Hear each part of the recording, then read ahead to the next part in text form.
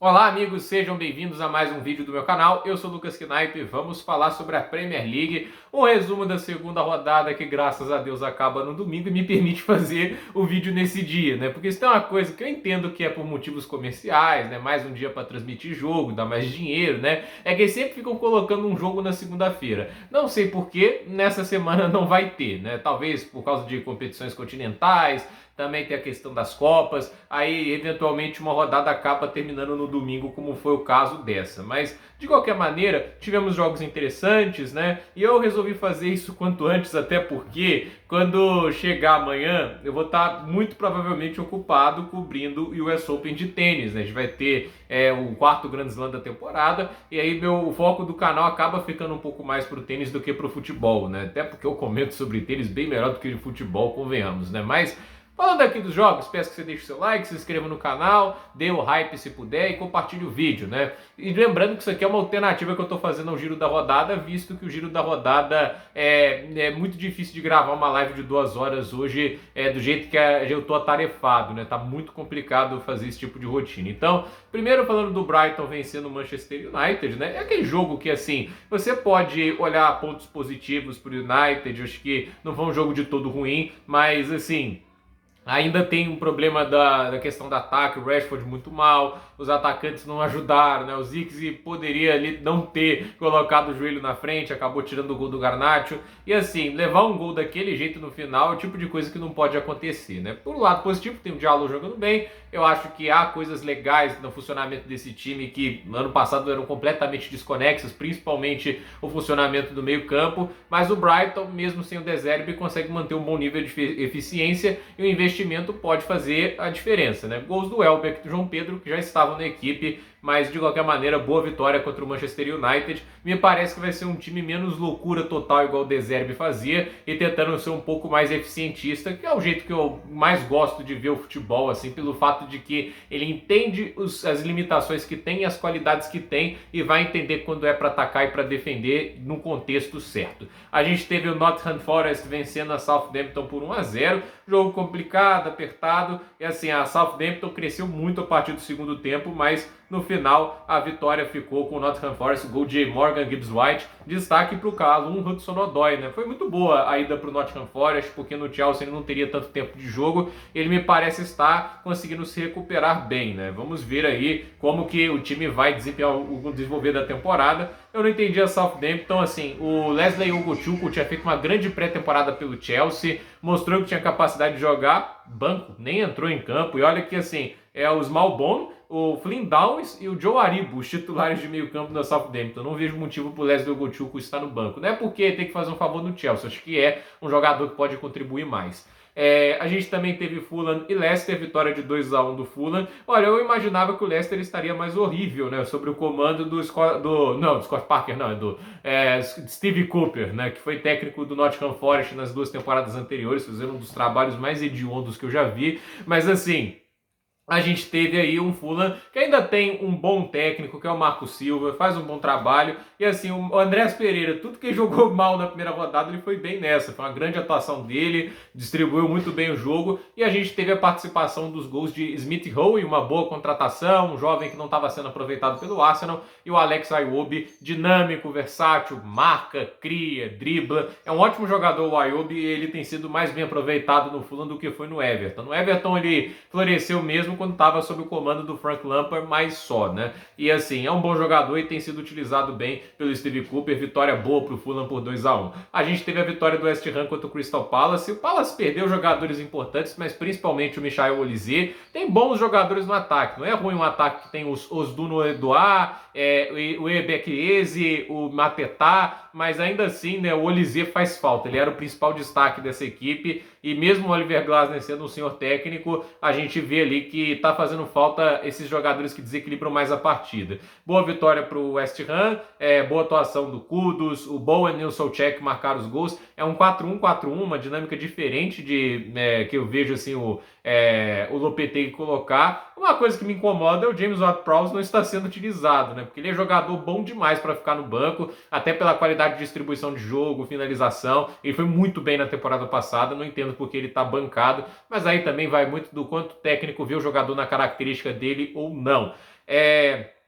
Tottenham e Everton, né? Tipo, o Tottenham atropelou o Everton, assim, as estatísticas chegam a ser até crueldade, né? 6 grandes chances criadas contra 0, 12 escanteios a 5, 609 passes a 251. E tudo bem que isso aí não quer dizer nada na maioria das vezes, né? Porque vira até uma estatística fora de contexto. Mas foi um atropelo do Fulham. E assim, né? Aquele atropelo, 2 gols do Son, um do Romero, outro do Bissouma. E eu acho que, assim, esse jogo a gente vê até o Son jogando de 9, né? Foi uma decisão aí tomada pelo Ange Postecoglou, né? Pelo visto, o Solanke não estava disponível para a partida, mas de qualquer maneira funcionou, marcou mais 2 gols, um jogador diferenciado, mas olhem detalhe a este elenco magnífico que o Everton criou, lembrando que gastaram mais de 700 milhões de libras nos últimos 10 anos, Pickford no gol, o quarteto de zaga é Mykolenko, Michael Keane, James Tarkowski e o Roman Quintana. E aí a dupla de meio campo, Tim Iroegbunam e o Idrissa Gana Gueye. Aí você pensa o meio atacante, Doucouré. Sim, o Doucouré é o meio atacante do Everton. Os pontas, Dwight McNeil e Jack Harrison. Nossa, que dupla de pontas, né? E Calvert-Lewin é o centroavante, né? Assim, as opções do banco, né? Assim, eu sei que o torcedor do Everton já tá chorando agora, mas vamos olhar quem veio do banco para ajudar. William Ndiaye, que entrou no segundo tempo, o Jesper Lindstrom, o Beto e o Harrison Armstrong. Esse entrou mais no final do jogo, mal teve tempo de aquecer dentro de campo. E as outras opções de banco, o João Virginia, Jack O'Brien, Mason Holgate, o Jason Metcalf e o Neil Maupay. Lembrando, o time não tem lesionados. Olha, se esse time não for rebaixado, eu dou o técnico do ano pro Sandite, né? E olha que ele também tem sido um pouco responsável por essa situação, né? Não tem funcionado tão bem na última temporada já o estilo de jogo dele, e agora com esse time fedorento, muito menos, né? Mas coitado do torcedor do Everton, eu acho que dessa vez não escapa, né? E a gente teve o City vencendo o Ipswich Town, né? É aquela vitória, tipo assim, você vê um início ruim, mas depois rapidamente se recupera. Erling Haaland marcando um hat-trick, aí o Kevin De Bruyne mais uma vez jogando um baita futebol, um gol e uma assistência. O Savinho dando assistência, uma máquina de driblar. Tá muito legal ver o Savinho na Premier League, uma adaptação rápida e efetiva. É uma das grandes contratações da temporada. Tudo bem que aquela contratação, assim, tipo o Chaves vendendo churro para ele mesmo, porque o Girona pertence ao Manchester City, mas é um jogador realmente fantástico e que vem ganhando mais espaço do que eu imaginava dentro da equipe, e o Pep Guardiola fazendo bom uso dele. Então 4-1 contra o Ipswich Town. A gente teve o Arsenal vencendo o Aston Villa por 2-0, gols de Thomas Partey e Leandro Trossard, né? E assim, perdendo muitas chances o Aston Villa. O Ollie Watkins teve uma nota do SofaScore de 5.9, porque perdeu 2 chances claríssimas de gol, teve a chance de vencer a partida e não aproveitou. E olha que no Arsenal o Kai Havertz também fez uma partida muito ruim, mas ele não teve as chances que o Watkins teve. Mas por outro lado é aquele negócio, né? O Arsenal tem mais gente para chamar a responsabilidade quando a estrela não consegue abrir o placar, que foi o caso do Trossard e do Partey apareceram nessa partida. Então 2-0 para a equipe do Mikel Arteta.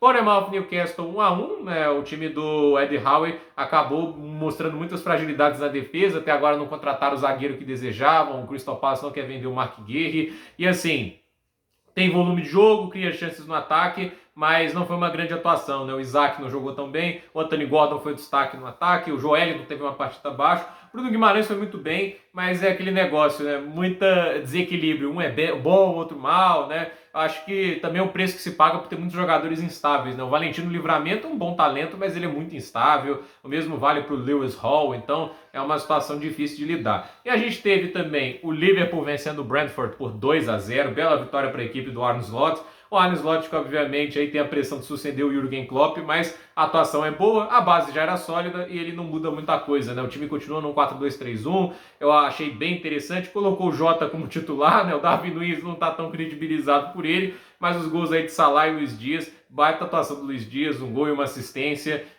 Eu acho que o grande desafio do Slot é fazer esse meio campo funcionar, porque são ótimos jogadores, mas a gente não sabe se a dinâmica vai funcionar perfeita, né? O Szoboszlai, o Gravenberch e o McAllister, mas vale a pena tentar e talvez conseguindo dar sequência, talvez eles vão se entender render melhor e o meio-campo fica mais fluido e mais efetivo. Então, tudo depende de paciência e tempo para fazer tudo funcionar. E assim, a gente teve o jogo do Chelsea contra o Wolverhampton. É claro que hoje eu ia deixar o Chelsea para encerrar.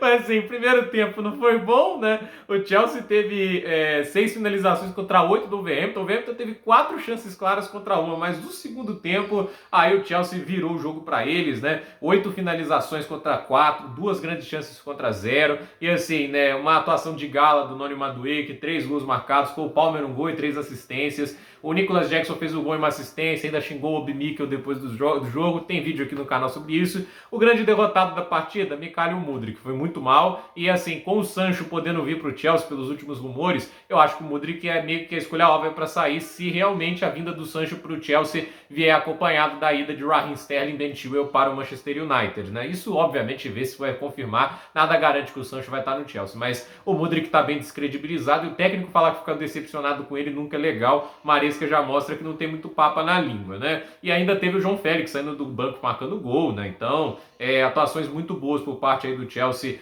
do seu setor de ataque. Caicedo e Enzo Fernandes mal no primeiro tempo, excelentes no segundo tempo. Na defesa, o ponto negativo vai para o Wesley Fofana, o ponto positivo para o Levi Colwill. Mas ainda tem muita coisa a se ajustar. Pouco a pouco vai colocando a ideia de jogo dele, o Enzo Maresca, mas um 6-2 obviamente levanta a moral, né? A classificação da Premier League, a gente tem Manchester City com 6 pontos, é o líder, né? Com 6 pontos, vamos dar uma simplificada. City, Brighton, Arsenal e Liverpool. O Tottenham, o Newcastle e o Forest tem 4 pontos cada um. Chelsea, West Ham, Fulham, Manchester United, Aston Villa, Brentford tem 3 pontos cada um. Bournemouth e tem 2 pontos, Leicester tem 1 e zerados no campeonato Southampton, Crystal Palace, Ipswich Town, Wolverhampton e o Everton. Com destaque ao Everton, nenhum gol marcado e 7 gols sofridos, de longe o pior saldo de gols. Eles só não são o único ataque sem marcar gols até agora porque a Southampton também não marcou, mas em compensação eles só sofreram 2 gols, né? Então eles mostram estar mais competitivos. Na próxima rodada a gente vai ter Arsenal e Brighton,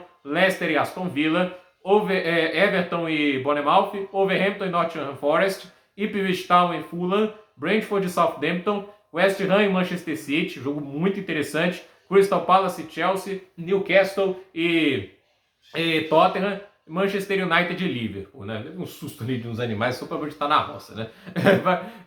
Aqui, só citando aqui, artilharia do campeonato, Erling Haaland tem 4, Madueke tem 3, Dani Alves tem 2. Nas assistências, Cole Palmer tem 3, Bukayo Saka 2, James Maddison 2, então, e assim, somando gols e assistências, 4 para Haaland, 4 para Palmer, 3 para Noni Madueke, destaques da Premier League até agora. Gente, por esse vídeo é isso, dúvida nos comentários, deixe seu like, se inscreva no canal, compartilhe esse vídeo e até o próximo vídeo.